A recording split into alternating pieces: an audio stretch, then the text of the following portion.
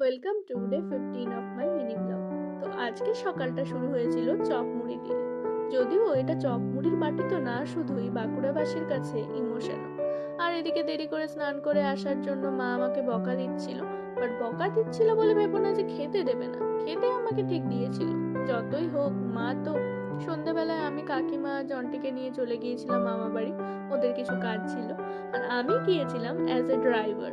গিয়ে দেখি ছোট দিদা পিঠে বানাচ্ছে। এই পিঠে বাংলা তথা বাঙালির কালচারের সাথে ওতপ্রোতভাবে জড়িত। আমাদের মা কাকিমারা যারা এখনো এত পরিশ্রম করে এই কালচারটাকে ধরে রেখেছেন শুধুমাত্র নেক্সট জেনারেশনের জন্য, তাদেরকে সত্যিই কুর্নিশ জানাতে হয়।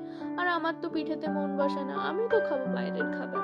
যদিও মামা বাড়িতে গিয়ে দিদার জোরজারিতে একটা পিঠে খেতে হয়েছিল, আবার বাড়িতেও খেতে হয়েছিল, কিছু না, এই মন রাখার জন্য। আর রাত্রে আমি বাবার রুটির সবজি বানাচ্ছিলাম। ব্যাস, আজকের জন্য একটু